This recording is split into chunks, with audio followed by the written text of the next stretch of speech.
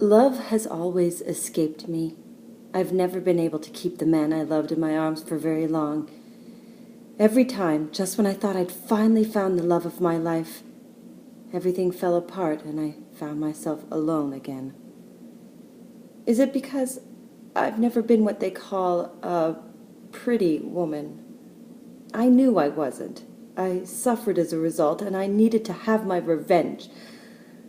But maybe it's also because I'm not very faithful, or because I'm so quickly disappointed.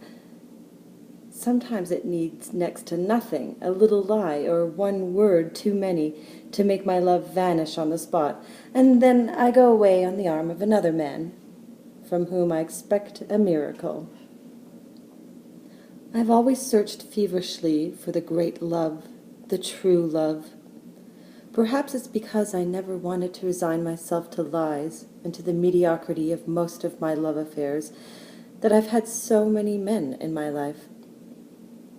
First of all, there was Louis. I was barely 16 when I met him, and he was 17. Romeo and Juliet? Sadly, I'd gone through an odd kind of apprenticeship in life, and love which hardly disposed me to romanticism. My mother had not been by my side to teach me that love could be tender, faithful, sweet, very sweet. I'd spent my childhood among the poor girls in a kind of brothel which my grandmother kept at Lisieux, and the day my acrobat father came to find me, what had I discovered as we went from village to village? A new mother every 3 months, his mistresses, who were more or less kind to me, depending on whether my songs, for I was singing already and I did the collection, brought me money or catcalls. This upbringing had not made me very sentimental. I thought that when a boy signaled to a girl, the girl should never refuse. I thought women should behave like that. So I didn't hesitate long when Louis made me a sign. I first met him at the Porte des Lilas. I was singing in the streets with my father. Louis was in the crowd, which surrounded us when I sang, but melted away quickly as soon as I went around collecting. He was tall, fair, and smiling, and he didn't go away with the others. When I came up to him with my saucer, he looked right into my eyes. He whistled with admiration, and then with a regal gesture, he put a 5-sou coin in my dish. For days and days he followed me during my round in les faubourgs. One afternoon, when my father wasn't with me, Louis came up to me, took me by the arm, and said, "Come with me. We'll live together." It all sounds a bit too easy, I know, like a magazine romance. My whole life sounds like an almost unbelievable romance. Yet things happen just as I'm telling them. Louis said, "Come with me." And I went. I followed him. Without a shadow of regret, I left my father along with the relative security, the relative protection that he afforded me. I followed Louis. I thought he was handsome, strong, unique. I loved him. He was a delivery boy. I went on singing. We moved into a little hotel in the Rue de Belleville. It was poorly furnished. At first, I cooked in old food cans, but Louis would come home proudly every day with cutlery or plates or saucepans that he'd stolen from shop displays or cafes. We paid 35 francs a week for our sordid room. On Sundays, we went to the cinema, the Alcazar, and Louis paid for our seats on the wooden benches, costing 2 francs each. It was wonderful, perhaps simply because we were young, oh, very young. So I soon was expecting a baby. And then my little daughter Marcelle was born. We were as happy as kids, but I felt somehow that something was missing from that life, something I've searched for tirelessly all my existence. The protective strength of a man, a real man. I know very well I'm no saint. I couldn't count my lovers on the fingers of my two hands, and it would be easy to cast stones at me, but it's all because I've searched and searched for the man I could depend on all my life, the man I could trust. I've searched, but I haven't found him. Or else fate took a hand. Louis was a kid like me, so one day I was unfaithful to Louis, with a stronger, tougher man, with my légionnaire. Oh, how I loved him, my légionnaire. Later, when I told this story to Raymond Dassault, he made it into a song, which has become famous. For a long time I couldn't sing it without a shudder. Is that why I sang it so well? I lost that légionnaire, surely because I wasn't destined for happiness. One day I left Louis to live with this man, without giving any warning, carrying my daughter in my arms. But Louis had followed me through the streets of Belleville. One day he caught up with me and took my child from me. I felt that if I went on away with my légionnaire, I'd never be able to see my little girl again. I spent one last night with the man I loved, and I came back to Louis for my daughter's sake. My légionnaire loved me. He asked me to wait for him. He asked to be posted to Africa, and he died there. If only my sacrifice had been of any use. Sadly, my poor little girl died soon afterwards from meningitis. Louis understood me very well. It was only her that made you stay with me, he told me.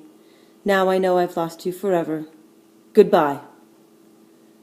For me, you were a dream, princess, but the dream's over. Good luck. And he went out of my life. I was 18. I knew only the dregs of society. I'd seen nothing but ugliness and misery.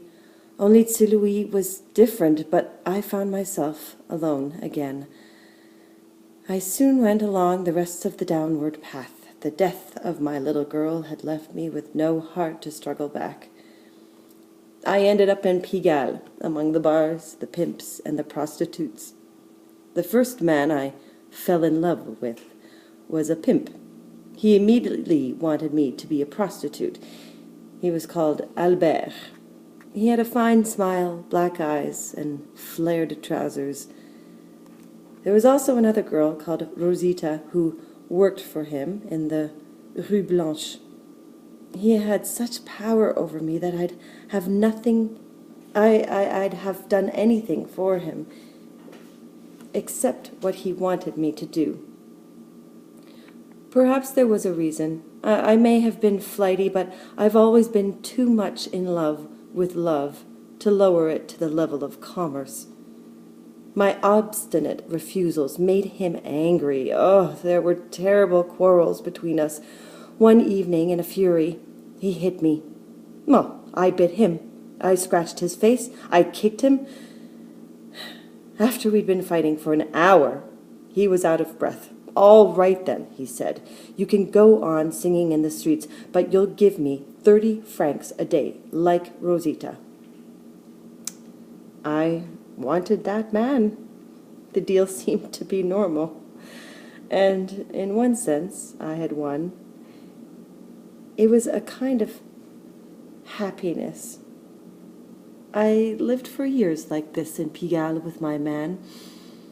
I was just a poor girl. I didn't even imagine that one day my voice would make me famous and turn me into a star with all the spotlights of publicity upon me. I sang because I had no other way of earning my living and bringing money to my pimp, but I sang also because when I sang, I was really happy, completely happy. I learned later that this is called a vocation. But my Albert didn't think this vocation was enough. He wanted me to have other talents. For profit, maybe, but even more so as to keep a hold over me. It was the law of the underworld. Men and women had to be compromised to prevent them escaping from the clutches of the crooks. Like the others, I was put to work. So I didn't want to be a tart? Very well, then. My virtue, so to speak, would remain intact, but I would play another role. In my future job, it would be to find rich women.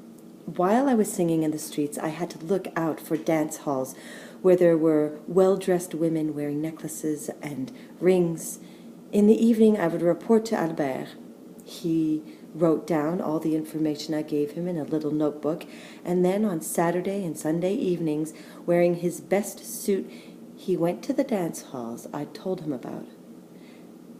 As he was very good-looking and full of confidence, he always succeeded in seducing his dance partner. At dawn, he would offer to accompany his dance companion home, for, he would explain, it's a bad district. He would take all of them, always, to the Impasse Le Mercier, a dark, deserted alleyway. He would press his left hand brutally over the woman's mouth to stop her crying out.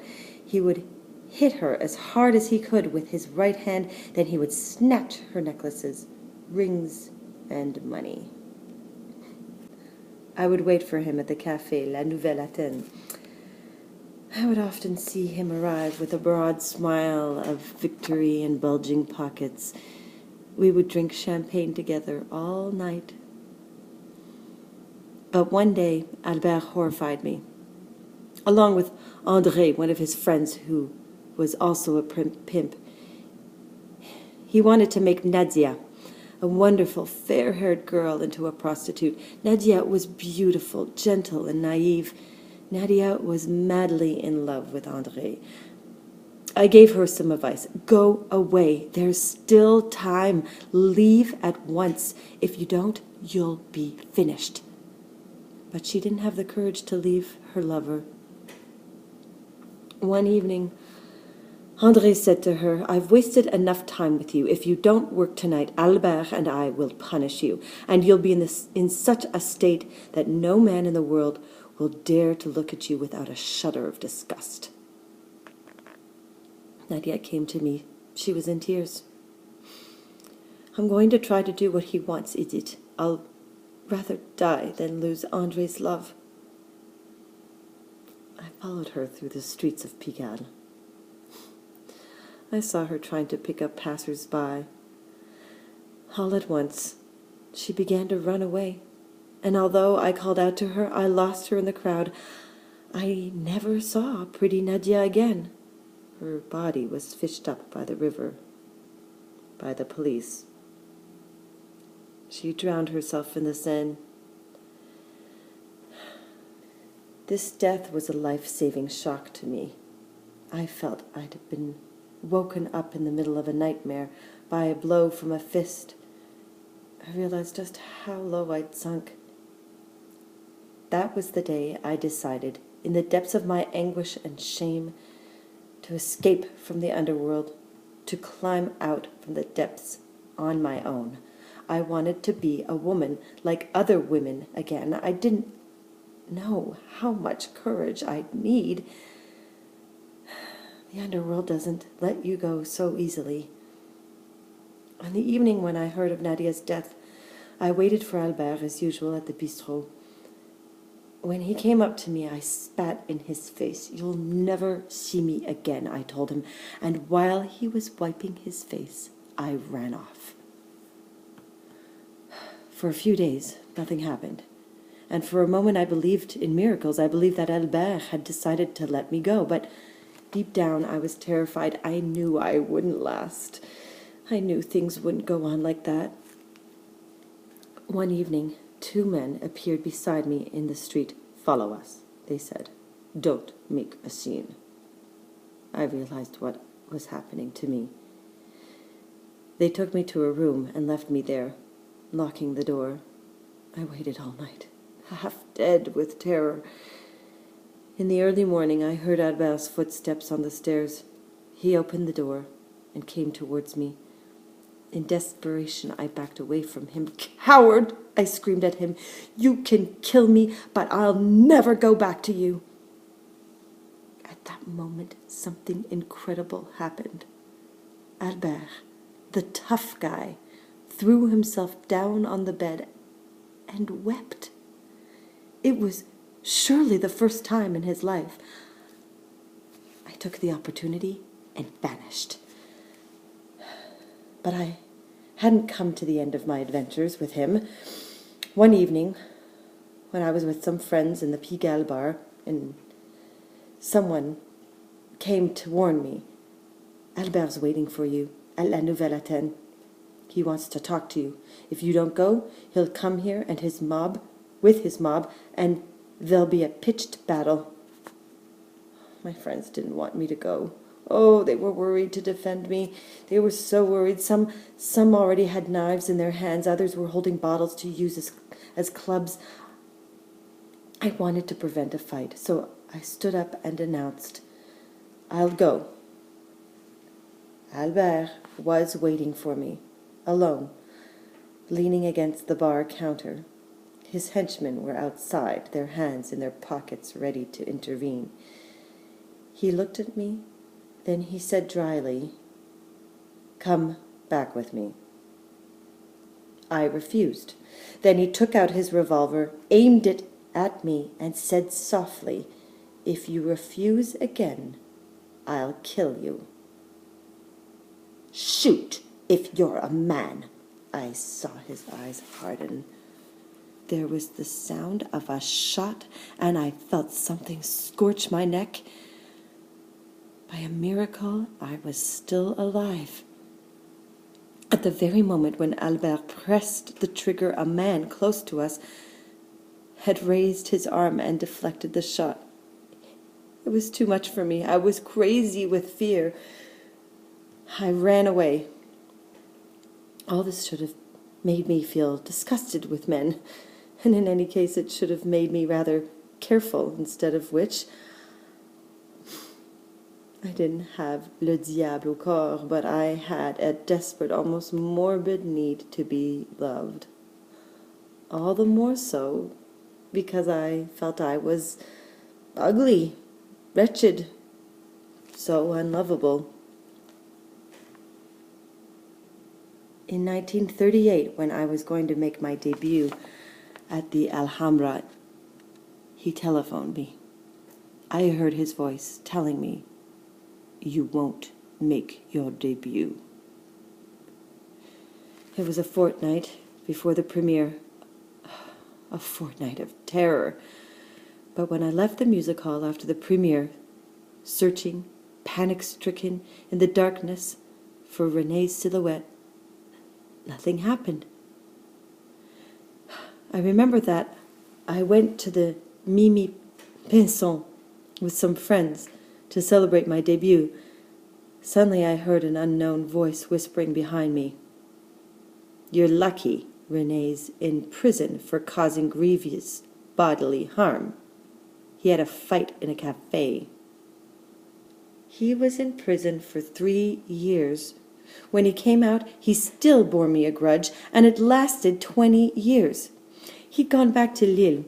Whenever I went to sing in that town, I always saw him there, either as I left after the show or at the restaurant where I went for supper. I could feel his eyes staring at the back of my neck. He never moved. As I went past him on my way out, he whispered, his lips hardly moving, "I've still got accounts to settle with you." The last time I saw him was in 1956. That evening he came towards me, slowly and quietly. He put his hand in his pocket. I was frightened, but he took his hand out and held out to me a tuft of hair and the only photograph of my daughter Marcelle. He had stolen them in 1936.